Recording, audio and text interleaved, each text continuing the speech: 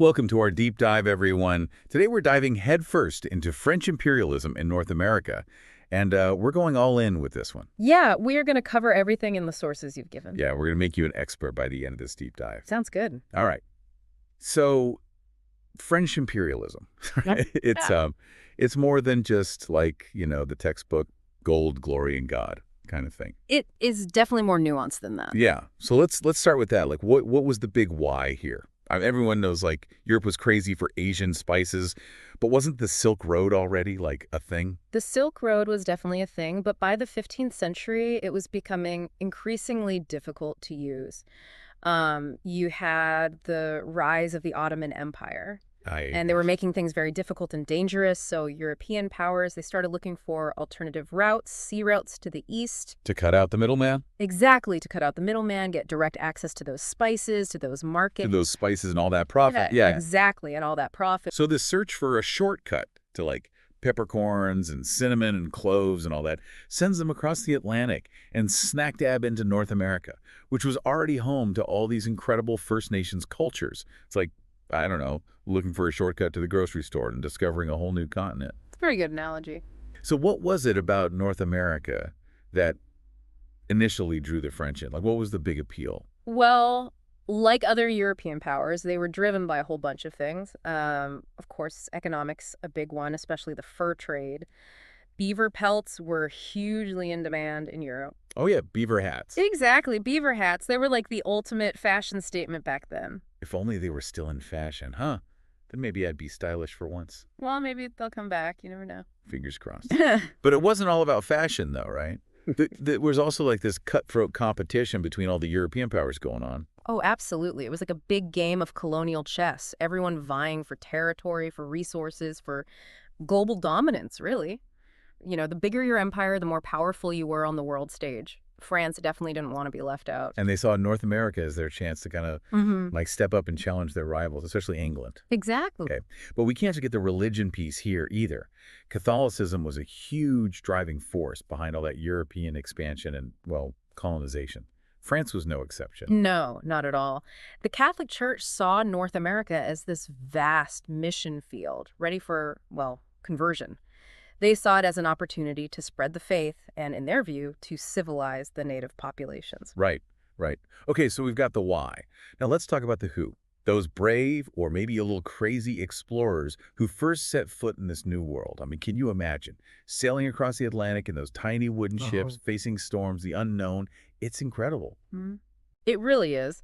One of the first big names for the French was Jacques Cartier.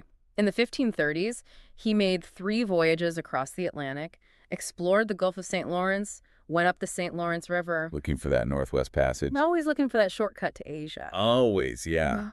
So he didn't find a quick route to China, but he did lay the groundwork for French claims to North America, right? He did. And his encounters with the indigenous peoples, especially the Micmac and the Haudenosaunee, were, well, they were a mixed bag, lots of curiosity, a bit of cautious trading, but ultimately there was a lot of misunderstanding and tension that arose. The clash of cultures. Yeah, absolutely. Cartier, he claimed the land for France, completely disregarding the people who were already living there, their own understanding of land ownership. I can only imagine trying to explain that to someone who believes the land is shared, a resource for everyone, that you just claimed it all for a king they've never even met, thousands of miles away. Yeah, it was a fundamental difference in perspective, and honestly, it became a recurring theme throughout the history of French and indigenous relations. Yeah, makes sense.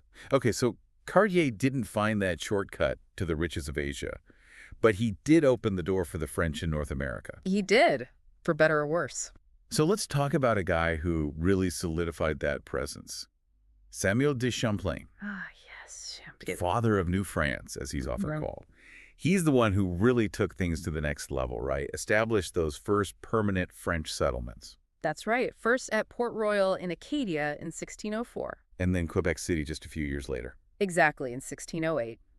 A strategic spot on the St. Lawrence River, which would become, well, the heart of New France. Yeah. So he wasn't just exploring anymore, he was building. Huh. What was it about this new world that drew those early settlers, though? I mean, what were they leaving behind and what were they hoping to find? Well, for many, it was a chance for something better. Land was readily available in New France. Yeah, something that was hard to come by back in France. Very hard to come by. And life was tough, sure, but it offered opportunity, a chance to escape poverty, maybe religious persecution, A fresh start. a fresh start. And then there was the fur trade, which had the potential for wealth, especially for those willing to, take some risks and head into the interior. Speaking of the interior, Champlain wasn't just focused on those settlements. He was also busy forging alliances with the First Nations, right? He was. Champlain, he understood that the French couldn't survive, let alone thrive, without working with the indigenous peoples. So he made alliances with the Montagnais, the Algonquin, the Wendat. These groups, they controlled a lot of the fur trade networks. And these alliances, they were mutually beneficial, right? They were, at least at first. The French, they got access to furs, local knowledge, and their indigenous allies. Well, they got access to European trade goods, military support against their A rivals. win-win. For a time, yes. But these alliances also meant the French got tangled up in existing indigenous conflicts. And that leads us to one of Champlain's most, well, consequential decisions. His choice to side with the Wendat and Algonquin against the Haudenosaunee Oh, yes, that decision. It would have repercussions for decades. for generations to come. Mm. By siding with the Wendat and Algonquin, Champlain essentially made the Haudenosaunee enemies of New France, kicking off a century of conflict that shaped the colony. It really did. A reminder that history is rarely simple. It really isn't. Actions have consequences. Even well-intentioned choices can have these far-reaching and sometimes unintended outcomes. And that's why we do these deep dives, right? Exactly. It's not just about memorizing names and dates. It's about understanding the how and the why, those complexities of the past, and how they still affect us today. Couldn't have said it better myself. Well, we've only just scratched the surface. We've got those coureurs de bois to talk about next. Those are those daring adventurers who went deep into the wilderness, blazing trails, building relationships, and really changing the course of history. I can't wait to get into those stories. Me too. Mhm. Stay tuned, folks. It's about to get even more interesting. Welcome back. We're ready to really get into those coureurs de bois, those adventurers who went beyond the edges of those early settlements. Okay, yeah, those guys sound pretty interesting. Oh, yeah. Imagine no roads, no maps, just a vast wilderness. Yeah. And you had to rely on your instincts, your knowledge of the land. You had to know how to read the stars, the rivers, the Yep. forests. Exactly. You had to be tough, resourceful, a little bit, well, maybe a lot, crazy. Yeah, it takes a certain kind of person to not just survive, but thrive in Yeah. that kind of environment. So who were these coureurs de bois? What drew them into that wilderness? Well, they were mainly Frenchmen, and they were driven by a lot of things. I mean, adventure for sure, the thrill of the unknown, the fur trade, of course, the potential for wealth, and also, I think, a genuine fascination with the indigenous cultures they encountered. So they weren't just traders, they were also kind of like cultural ambassadors in a way. I think that's a fair assessment, yeah. They were bridging those two worlds, the French and the indigenous. Okay, so were there any coureurs de bois who really stand out, who made a big impact on history? Oh, absolutely. One of the most famous was Etienne Brulé. Okay, I've heard that name. Yeah, he was one of the first, known for his skills as an interpreter and explorer. He lived among the Wendat, learned their language, their customs. He even traveled with them as far south as present-day Pennsylvania. Wow, Pennsylvania, that's a long way from Quebec. It is. He was a true frontiersman, pushing the boundaries, what was known, and forging those connections with the indigenous peoples. It seems like there was real cultural exchange happening on the frontier, a blending of knowledge and traditions. But was it always a two-way street? That's a good question, and I think it's important to remember that it wasn't always equal, Power dynamics were always at play. Yeah, makes sense. Take the story of Seigneurial, for example. Mhm. He was a young Wendat man who traveled to France with some Recollet friars in the early 17th century. Yeah, he went back to his people and his view of Europe. Not so great.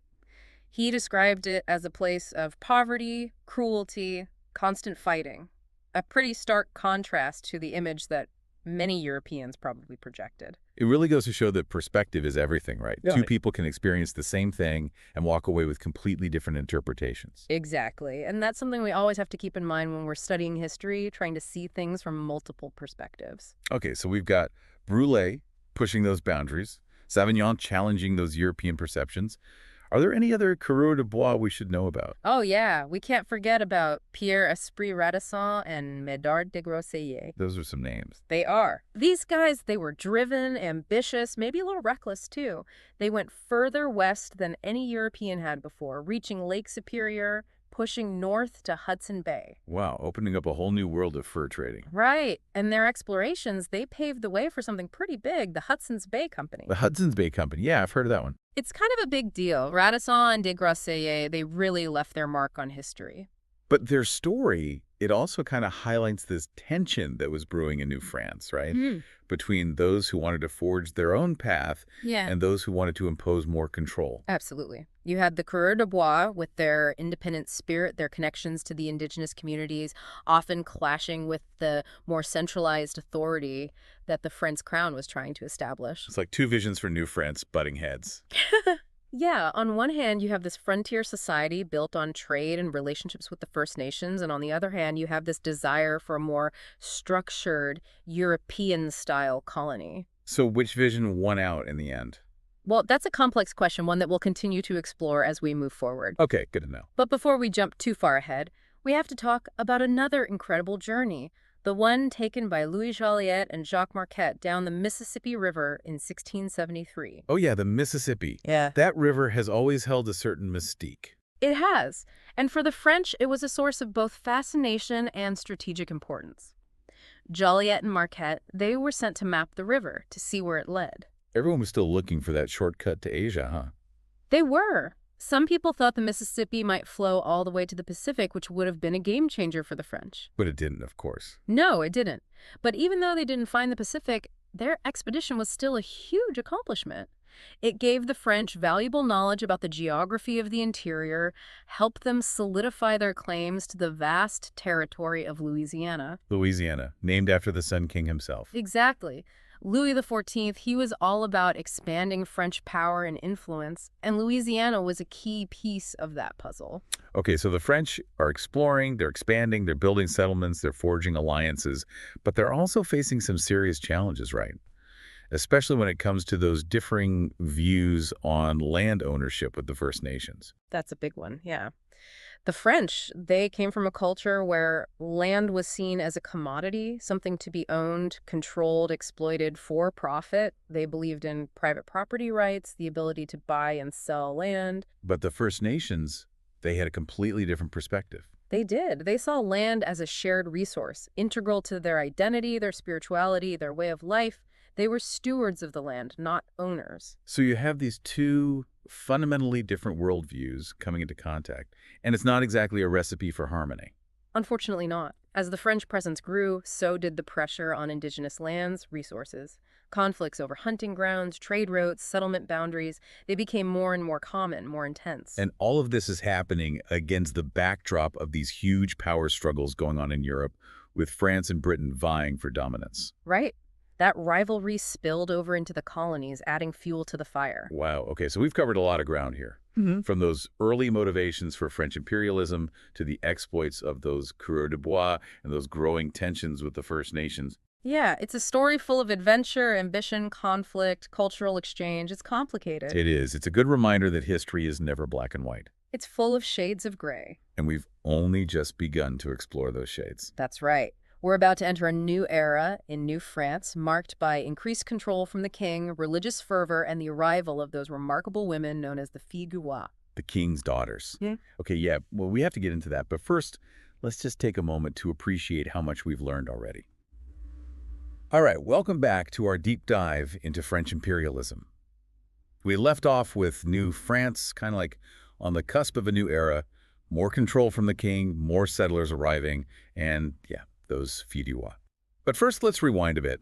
New France, it wasn't just a fur trading outpost anymore, right? It was becoming a more established colony. It was. As we move into the late 17th century, New France, it's growing, it's becoming more organized. And King Louis XIV, the Sun King, he wants to make sure it's serving the interests of France. So he starts making some big changes to how the colony is run. So it's like, goodbye fur trading companies and hello, direct rule from the king. Exactly. In 1663, he establishes the Sovereign Council to govern New France. The Sovereign Council, what was that all about? Basically, it was designed to centralize control, to make sure everything was running smoothly, according to the king's vision. It had three key players: the governor, the intendant, and the bishop. Okay, so Break that down for me. What did each of them do? Well, the governor, he was in charge of military matters, diplomacy, keeping the colony safe, dealing with external threats. The intendant, he was more like the day-to-day administrator, overseeing things like justice, finance, making sure the colony was functioning properly. And the bishop, well, he represented the Catholic Church, which had a huge influence in New France. Yeah, we've talked about how important religion was to the whole colonization project. It was. The church, it wasn't just about spiritual matters. It played a big role in social life, education, healthcare, really all aspects of colonial life. So this Sovereign Council, it sounds like a pretty powerful group. How did all this impact the colonists, the people actually living in New France? Well, with the shift to royal control came more structure, more regulations. King Louis, he wanted to create this model colony, something that reflected the glory of France. So that meant things like encouraging population growth, developing agriculture, establishing social institutions that mirrored those back in France. So they were trying to recreate a little slice of France on the other side of the Atlantic. In a way, yeah. But of course, life in New France was still very different from life back in France. It was much harder, more dangerous, but it also offered more opportunities for some people. More freedom, maybe. In some ways, yeah. France at that time, it was very rigid, hierarchical. New France, it was still tough, don't get me wrong, but there was more social mobility, more chances to own land, build a new life, and for some, that was a powerful draw. And we can't forget they were escaping things too. Poverty, religious persecution. Exactly. So even with more control from the king, New France might have felt liberating compared to what they left behind. Okay, that makes sense. But what about the Haudenosaunee? I mean, those tensions we talked about earlier, they didn't just disappear with the arrival of the Sovereign Council, did they? No, unfortunately not. If anything, those tensions probably increased as more and more colonists arrived and the pressure on indigenous lands and resources grew. It's a classic story of colonialism, isn't it? No matter how you try to spin it, it always comes down to taking land and resources from the people who were there first. It's a tragic pattern that we see repeated throughout history. And in the case of New France, it's made even more complicated by those alliances that Champlain forged earlier. Right. The French, they were dependent on those alliances for trade, for knowledge of the land, but at the same time, they were encroaching on indigenous territory, disrupting traditional ways of life. It's like they were trying to have it both ways. And it created this really complex dynamic that would play out for generations. So we've got this mix of competing interests, cultural exchanges, political maneuvering. It sounds like New France was a pretty dynamic place. It was. And to understand it fully, we have to look at all these different factors, these different perspectives. We have to consider the role of the church, the influence of the Coureurs de Bois, the impact of royal policies. And speaking of the church, let's talk about that. We know it played a big role in New France, but it wasn't just about converting people to Catholicism, was it? No, it wasn't. The church, it was a major force in shaping society as a whole. They established schools, hospitals, orphanages. They provided social services. They cared for the poor, the sick. They promoted literacy, education. They were really instrumental in building the foundation of French-Canadian society. And those Jesuit missionaries, those guys were something else, weren't they? I mean, venturing into the wilderness to spread the faith. It took a certain kind of, well, dedication. It did. And luckily for us, they documented their experiences in detail. These accounts, they're known as the Jesuit Relations. Jesuit relations, yeah. Yeah. They're an incredible resource for understanding indigenous cultures, the challenges of missionary work, the dynamics between the French and the indigenous peoples. It's like a window into a completely different world. But it wasn't always a peaceful exchange, was it? I mean, those cultural differences, they must have led to some clashes. Oh, definitely. I mean, the missionaries, they were there to convert people, and that often conflicted with existing beliefs and practices. There were times of mutual respect, cultural exchange, but there were also times of coercion, misunderstanding, conflict. It was complicated. It sounds like it. Okay, so the church is building schools, hospitals, trying to convert people, but they also had this other challenge, right? Growing the population of New France. Yeah. And that's where the filles du roi come in. Exactly. King Louis, he realized that a strong colony needed more people, and he saw the shortage of women as a major problem. So they came up with this solution. Send young women from France to marry and start families in New France. The king's daughters. That's a pretty bold move. I mean, these women were leaving everything they knew behind, sailing across the ocean to a completely unknown future. It was a huge risk, but it was also a chance for a new life, a chance to own land, build a family, escape poverty, maybe even find love. And it worked, And right? They had a big impact on New France. they did. They boosted the population, they helped establish families, they contributed to the economy. They really played a vital role in shaping the social and cultural fabric of French-Canadian society. It's like their stories add this whole other dimension to the history of colonization. It wasn't just about men exploring and conquering. Women played a huge role in building these societies. Absolutely. And as the population grew, so did the need for a system to manage land distribution and agricultural development. And that's where we get the seigneurial system. Ah, yes, the seigneurial system. I've heard the term, but I'm not really sure I understand how it worked. It was basically a way to divide up the land and encourage settlement. The king would grant large tracts of land called seigneuries to nobles or military officers. These were the seigneurs. The seigneurs, they would then divide their land into smaller plots and rent them out to tenant farmers called habitants. So it's kind of like a feudal system in a way. Yeah, you could say that. It created this hierarchy with the seigneurs at the top and the habitants working the land. The seigneurs, they had certain obligations to their habitants. They had to provide things like mills, roads, access to justice. And the habitants, they had to pay rent, perform labor duties, and owe their seigneur various fees. So it was this system of mutual obligations. Exactly. And it worked pretty well for a while. It encouraged settlement along the St. Lawrence River. It helped develop agriculture. It fostered a sense of community. But it also reinforced that social hierarchy limited the economic opportunities of the habitants, who were often tied to their seigneur's land. It's fascinating to see how these systems, these ideas, they were brought over from Europe, but then had to adapt to the realities of life in North America. It's a reminder that history is never just a straightforward story. It's full of these twists and turns, these unexpected outcomes. And that's what makes it so interesting to study. We're always learning new things, challenging our assumptions, seeing the past in a new light. And that's what we've tried to do in this deep dive, to explore the complexities of French imperialism, to understand the motivations, the challenges, the successes, the failures.